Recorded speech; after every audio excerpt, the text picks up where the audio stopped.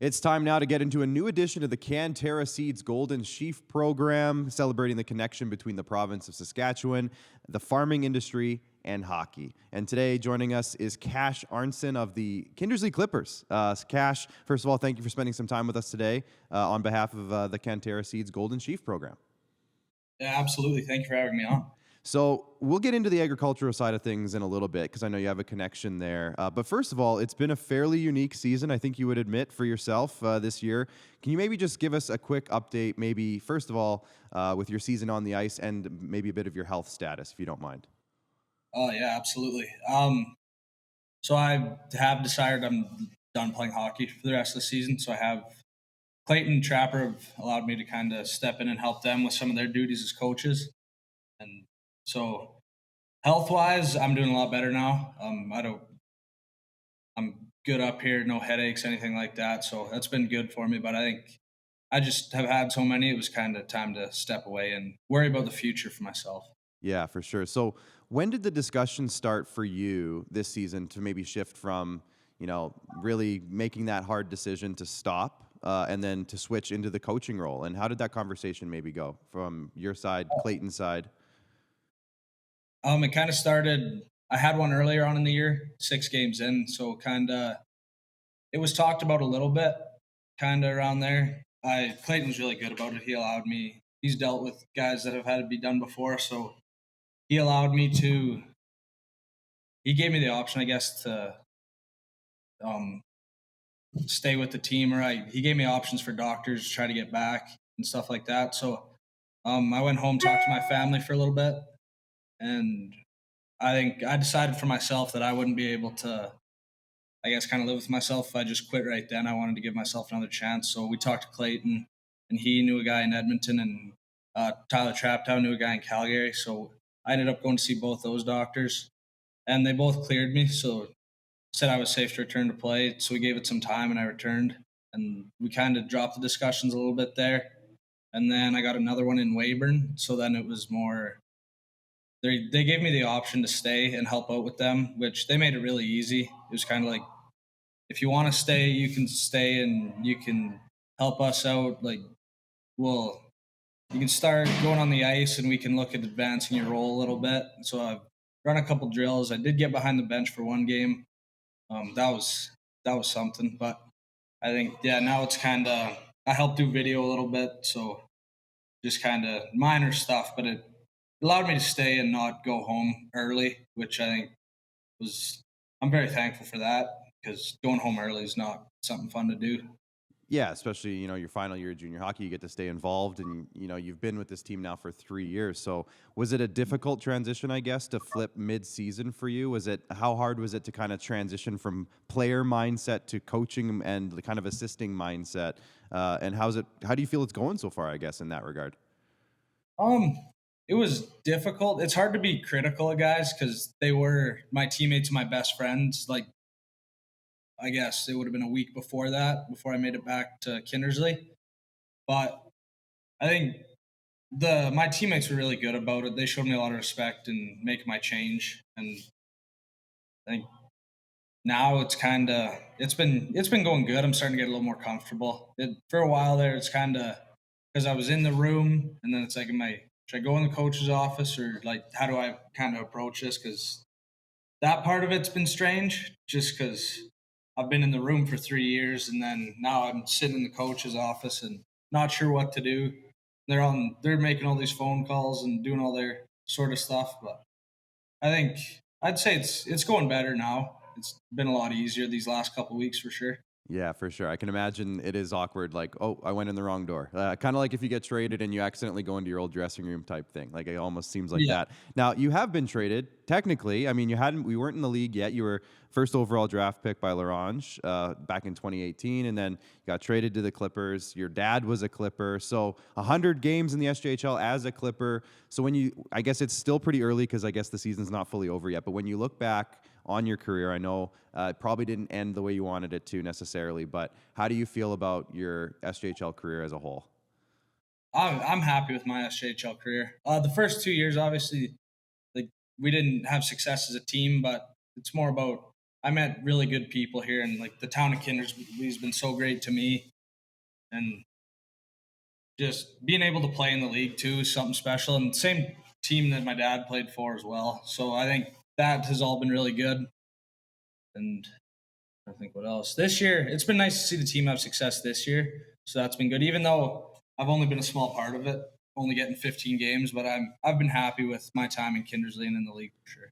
Yeah, I mean, you almost had a point per game this year, so don't sell yourself short. You had 12 points this year, so I'd say you did pretty well. Now, hey, listen, the Clippers are in the playoffs, like you said, for the first time since 2019, so I imagine it does feel pretty good to be able to remain a part of that going into the playoffs. So right now, I mean, yeah, you talked about going into the players' room and the coaches' room, but let's go into the players' room for a little bit. What are the vibes around the team right now as you guys enter game 1 and 2 against the top-ranked Flin Flon Bombers? How are you guys feeling? I think we're ready. It's been, especially for the guys that have been here the whole time I've been here, like the Graves, the Hillbigs, Linklater. Like we're ready. We're ready for playoffs. We're ready to go. Everybody's they're excited to be here. Like we didn't have really success last year, even for the guys that were only here last year and into this year. But everybody's ready. Everybody's prepared. Everybody's fairly confident going into this series. So I guess last one on the hockey side of things, then we're going to flip over to the farming side of things. But how do you feel about this matchup against Flin Flon? Like in terms of on the ice, Kindersley Klippers versus Flin Flon. How do you guys match up? And you're a guy who's won a couple of championships in your hockey history and your experience. How are you approaching that now, kind of from the coaching side of things, as you mentor now these players that you're on the administrative side of now, kind of? I think I like our matchup. We've had fairly good games against Flin Flon this year. We won one. The one we lost wasn't great, but we've had two other games that we've lost that have been close games. So I think if we come in and play the way we've been playing against them and the preparation we're doing this week, I say we gives ourselves a good shot. And then kind of on the coaching side of it now, I guess, is just preparation. Be ready to go. You can't be flat ever, especially when you're into playoffs. Is something I've like noticed from my time in playoffs when I was younger and winning titles.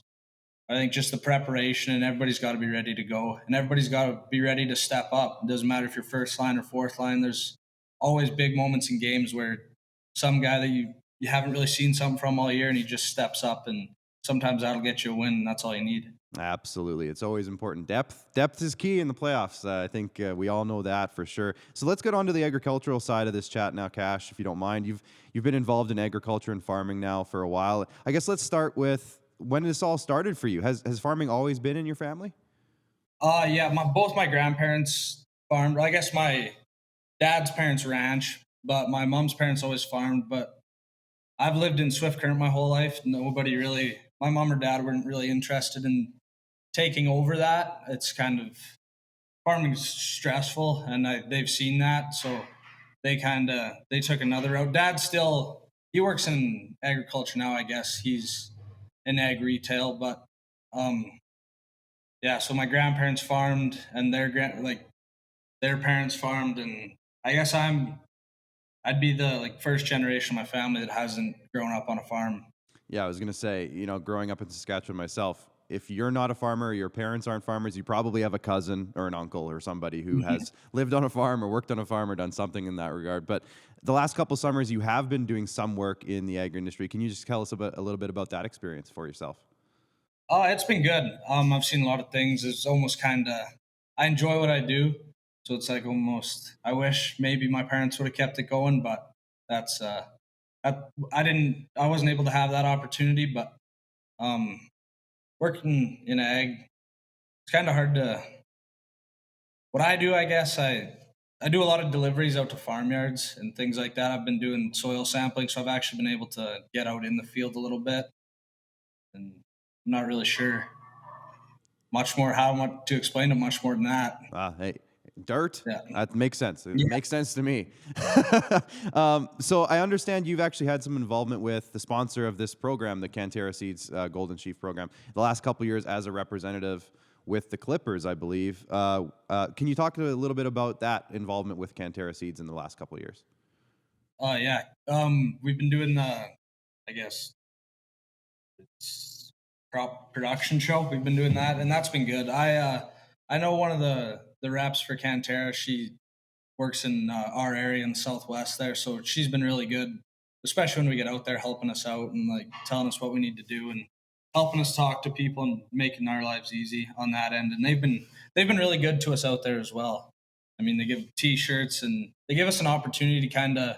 I've seen it the ag side myself, but the guys I go up there with, they kind of don't really know about it. So giving them the opportunity to see what these farmers do and what the people do on the other side of it too, for like the selling of like seed and chemicals and stuff, and they don't really get to see any of that. So they get to see a little bit how that interaction goes and like, the relationships that are made there. Yeah, it's a massive industry, and a lot of people don't quite realize how many things go into it on a daily basis, really. So I guess why would you say, Cash, that the agriculture industry is so important? And I guess not only to this province, but like the connection to hockey players in general in this part of the world. There always has seemed to be kind of a connection between the farm boys and the hockey players. Why do you think that's so important in this province?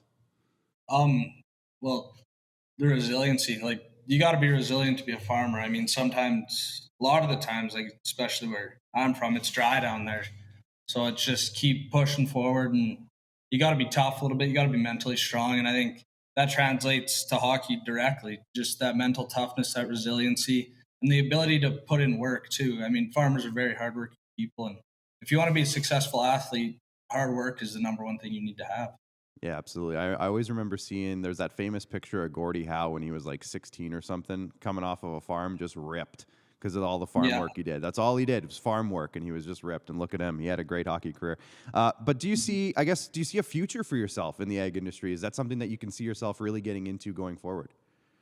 Yeah, absolutely. I'm going to go to school next year for agriculture, actually. Just, I really enjoy what I do, so I'm going to try to keep doing that. And working with farmers is good. They're easy to, sometimes they're easy to work with, most of the time. But um, it's a great industry, and it's one of, if not the most important industries in the world. The world's got to be fed, right? So that's something I would like to continue in. Absolutely. There's a lot of opportunities, and it's awesome to hear you say that. And so, if today somebody came up to you today, Cash, and said, "Okay, we're going to give you a plot of land.